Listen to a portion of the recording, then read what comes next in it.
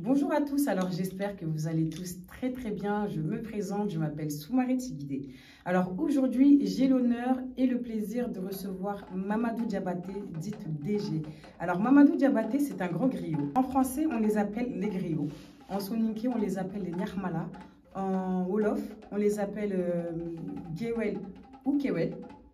En Bambara, on les appelle les djili. Alors, les griots sont spécialisés dans la louange, mais sont aussi des conteurs de récits ancestrales. Alors, vous allez pouvoir en savoir un peu plus. On se dit à tout de suite. Je voudrais savoir si tu as pris des cours ou si c'est une transmission de père en fils. C'est une transmission, je l'ai eu de mon père. Je me suis intéressé aussi parce que chez nous, ils ne te forcent pas à faire le griotisme. Tu peux être griot, mais tu ne pratiques pas. Tu ne pratiques pas. Mais si toi-même tu es intéressé, ben, tu vas voir les vieux, ils t'enseignent leur savoir et ils te disent d'aller aussi voir d'autres vieux parce qu'on ne peut pas tout connaître. C'est vrai. Y a pas une personne, quand tu dis tu connais tout, c'est toi, tu vas tout gâter aussi. Comme on dit. Tu vois? C'est-à-dire, il te dit, vas-y, moi je t'apprends ce que je sais, mais va voir aussi d'autres griots. D'autres personnes qui vont t'apprendre. Va voir d'autres personnes, d'autres grandes personnes, d'autres savants qui peuvent t'apporter aussi d'autres choses que moi je connais forcément pas. C'est vrai. Donc moi je me suis intéressé. Je me suis approché de mon père depuis tout petit. J'ai été au village, même ici en France. Hein, j'ai beaucoup de Kalamoro, j'ai beaucoup de maîtres. D'accord. Je vais les voir, je leur pose des questions. Je veux connaître l'histoire. Tu veux connaître l'histoire. Voilà. Donc en rassemblant tout ça, c'est une force pour moi. C'est une force pour Et ça me donne toujours envie de. C'est vrai. De faire des recherches. C'est vrai. Mais tu sais, il y a beaucoup de griots. Ça veut dire qu'il y a un griot qui va parler. Il peut parler même pendant 2 heures. Il n'y a personne qui va l'écouter en fait. Toi, tu vas parler aujourd'hui, tu vas trouver un calme et tu vas trouver des gens qui vont t'écouter. Ça veut dire que le ton que tu vas apporter, les gestes, l'histoire que tu vas raconter, c'est très important. Parce que quand tu t'adresses à des personnes, il faut que ces personnes-là, tu réussisses à les captiver en tant que griot, c'est important. D'où la question est, est-ce que tu as pris des cours ou c'est juste une transmission? Tu as vu des griots et ils t'ont... Oui, en fait, je suis beaucoup les vieux, moi, les anciens. Ouais. Parce qu'il y a plusieurs types de paroles aussi. C'est vrai. Il y en a qui te racontent des histoires. Hein? Il y en a qui te racontent des contes. Ouais. Il y en a qui vont te parler de l'épopée mondaine. Il y en a qui vont te parler de Ouagadou. Ouais. Il y en a qui connaissent que les noms de famille. Les louanges. Il y en a qui te font des louanges. Ouais. Il y en a qui savent flatter. Ouais. Il y en a aussi, c'est des paroles pour... ça te conseille, mais en même temps, ça te fait rigoler. D'accord. Tu vois? Ouais. Bon, il y en a qui vont te parler aussi de la religion. Hein?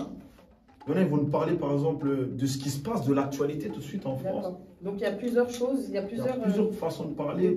Voilà. Donc, moi, j'essaie de mélanger un peu le tout. D'accord. Faire une sauce avec tout ça. Ouais. DG. Donc, forcément, je vais te toucher. C'est ça.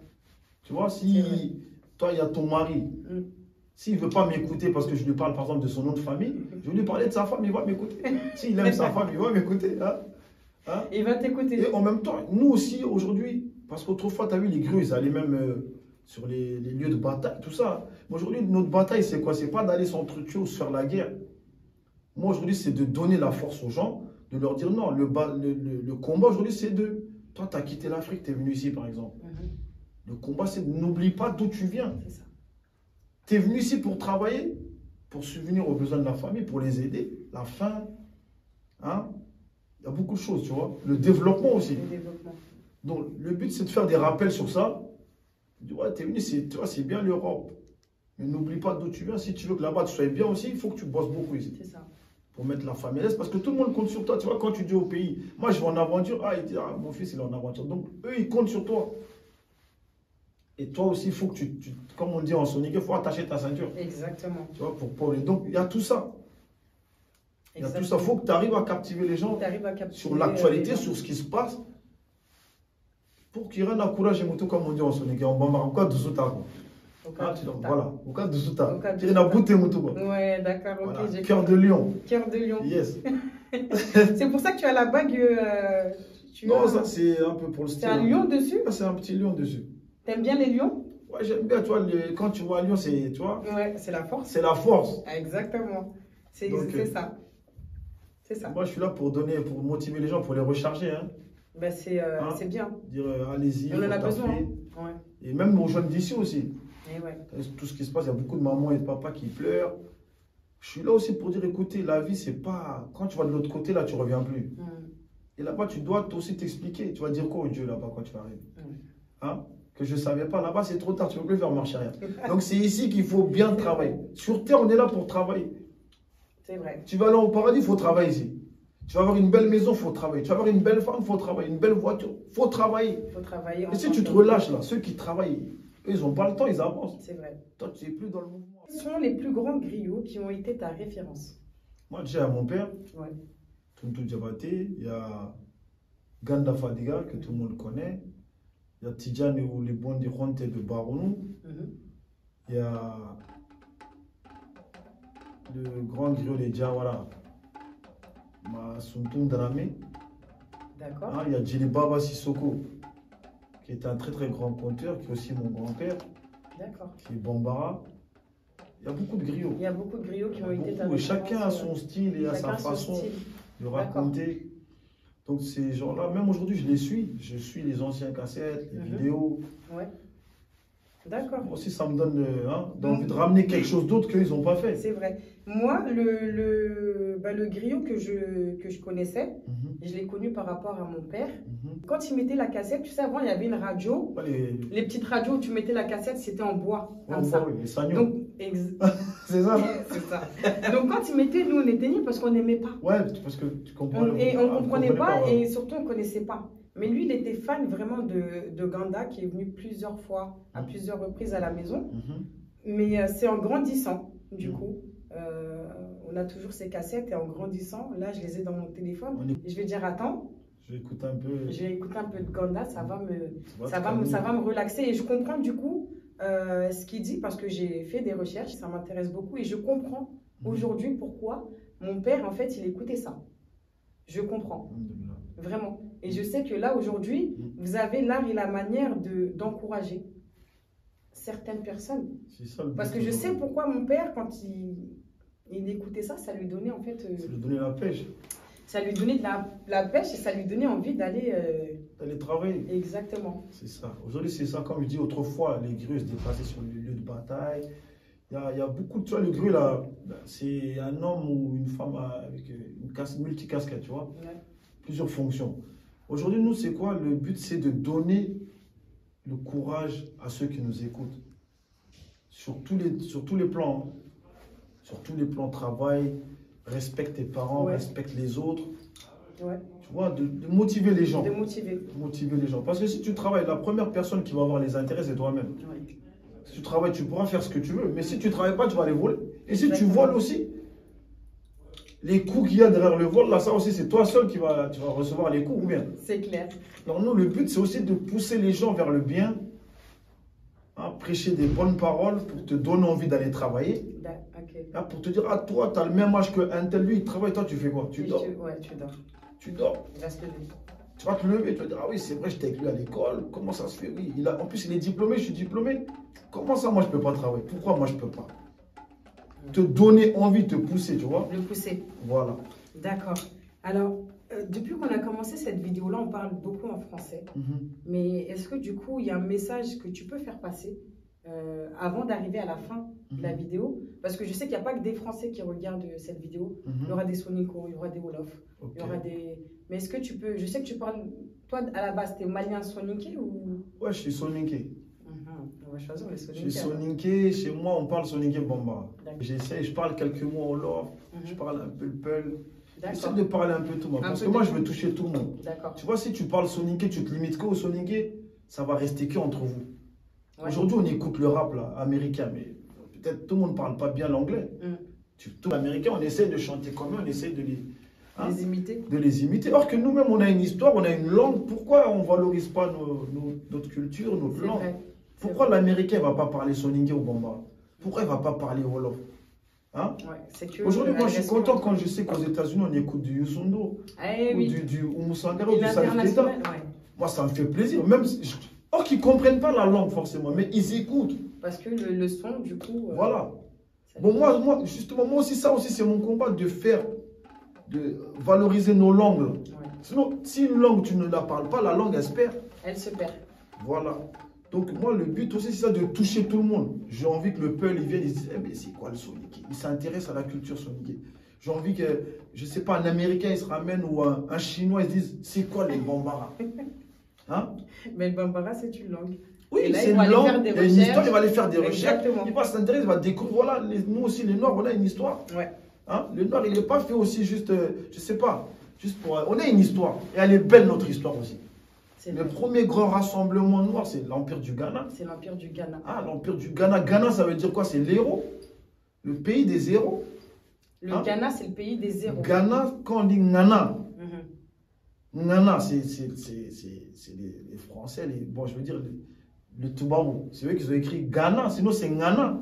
Nana, ça veut dire héros. En Soniké comme en Bambara. Quand on dit en Bambara, c'est-à-dire c'est un héros. Quand le héros viendra? Non, quand on dit Nigné Ngana, lui c'est un Ngana. Ok. C'est-à-dire lui c'est un héros. Quand on dit en Soniké, quel Ngana Nyere? Ah, ok, j'ai compris. Ah, c'est-à-dire lui c'est un héros. D'accord. Hein? L'Empire du Ghana, c'est l'Empire des héros. Pays des héros. Hein? Il y a plusieurs pays dans le Ghana. C'est pas le Ghana, le pays à côté du Togo. Machin. Ouais. C'est pas ça. C'est l'Empire. C'est l'Empire. Hein? Premier grand rassemblement noir. Ouais. Et elle est très belle l'histoire. Hein? Même les élections Miss, tout ça, ça a commencé là-bas. D'accord. Ah, il y avait une organisation, il y avait des ministres, il y avait des députés, il y avait tout. Tu pourras nous raconter une petite histoire autour du Ghana, toute petite histoire tout à l'heure? Déjà, il n'y a pas de souci. En Soniké. En Soniké, il n'y a pas de problème, je suis là pour ça. Hein? Ok. Alors, quand tu es ici en France, et quand tu es au Mali, par exemple, est-ce que ta manière de faire les choses, ta manière d'exercer ton devoir de griot, est-ce que c'est la même chose? C'est la même chose. Moi, comment tu me vois assis là, je suis partout pareil. D'accord. Je ne change pas. Au contraire, j'arrive même en Afrique. Je vais leur montrer. Parce que, comme je t'ai dit tout à l'heure au début, souvent on dit les enfants qui sont nés en Europe, ils sont perdus. Moi, je montre là que non, nous, on est là aussi. On parle. Ah, on parle, on est là, on apprend notre langue, nos cultures, on s'habille en bazin, en wax, en borola, on mange du souré, du tau, du mafé, du bouta, hein, du tchéoudjen, on mange tout ici, du couscous. On mange tout. Hein? On fait les cérémonies comme là-bas. C'est vrai. Hein, les baptêmes, hein, les mariages, on fait tout. Tout. Comme il se doit, la dot, ça se passe avec des noix de cola, comme là-bas. En fait, ils ont l'impression que c'est des valeurs qui se perdent. Or que nous, on essaie de... Hein, on veut que ça reste, en fait. Il ne faut pas que ça se perde. Ouais. Parce que c'est important. C'est important. On espère que ça se perdra pas. Non, ça ne va pas se perdre. Ça ne va pas se perdre. Surtout là, ça va mieux. Aujourd'hui, si la transmission passe bien, si ça passe ça ne va pas se perdre. Pourquoi je te dis ça? Parce qu'on a eu nous, on a de la chance, on a nos parents qui nous ont transmis directement. Et nous, on a nos enfants. Il faut qu'on leur transmette aussi. Il faut que ça continue. Il faut que ça soit un relais. Souvent aussi, des fois, tu sais, les parents, nos parents, il y en a, ils ont assuré, il y en a aussi, ils n'ont pas assuré. Pourquoi? Parce qu'il y en a, souvent, ils ne parlent pas forcément bien le français, mais ils veulent que parler le français à leur enfant. Et c'est-à-dire, toi, tu leur parles ton français que tu comprends, même si ce n'est pas bien, et tu oublies de leur parler ta langue aussi. C'est-à-dire, eux, forcément, ils vont parler le français. Un enfant qui est né à Dakar, qu'il soit Wolof, sénégalais ou pas, il va parler le Wolof. Il va le parler. Un enfant qui est né en Mauritanie, qu'il soit mort ou pas, le fait qu'il soit né là-bas, il va parler le Hassania. Exactement. Donc, mais parle-lui ta langue en même temps. Et puis ça, c'est important. Même nous, à l'école, on nous dit, vous voulez apprendre une deuxième langue? L'allemand, l'anglais, l'espagnol. Où tu es né là, tu vas comprendre la langue. Tu vas comprendre. Mais parle-leur ta langue aussi. C'est vrai, il faut le faire. Hein. Il faut le faire. Ça, moi, la première. Hein. Ah, comme nous, nos parents, ils nous ont parlé Soniké ou Bambara. Moi, je parle Soniké. Mais si moi, je ne parle pas Soniké et Bambara à mes enfants, ils vont parler. Le français, ils vont l'apprendre à l'école. Ouais. La langue, là, ils vont le comprendre, mais ils ne pourront pas le parler. C'est vrai. Hein, tu vois, donc ça, c'est important. La transmission, c'est vraiment important. Il y en a qui écrivent leurs contes. Hein, il y a aussi des anciens contes traditionnels, tu vois, classiques. Okay. Il y a aussi les histoires des noms de famille, ça, tu es obligé d'aller l'apprendre. Ouais. Hein, comme moi, je voyage beaucoup, je vais en Mauritanie, je vais au Sénégal. Et en même temps, j'en ai appris des noms avec mon père. Il y a des noms aussi que je ne connaissais pas, que j'ai appris. Parce que quand tu vois, par exemple, à Bamako, les chefs du village de Bamako, c'est les Niaré. Des Niaré. Niaré. Les Niaré, à la base, c'est des Niaratés qui viennent de Lambidou, ou de Guidimé, ou de Barounou. Mais là-bas, c'est ou de Djara, tu vois. Donc, ces noms-là, je les connais, mais il y a d'autres noms, par exemple, que je ne connaissais pas. Que tu connaissais, Que je connaissais pas. Donc j'ai dû voyager, aller faire des recherches pour connaître ces noms-là. Pour que, en tant que griot, tu ne peux pas tout connaître. On ne peut pas. Mais tu dois connaître un minimum. La base. Quand on te dit un nom, là, tu dois dire, ah, toi, tu viens de tel pays ou de tel village. Ah, vous êtes situé à tel endroit. Ouais. Toi, nous, on doit être un peu les GPS. Quand tu dis un truc, tu dois pouvoir retracer. Retracer un peu, là. Tu vois?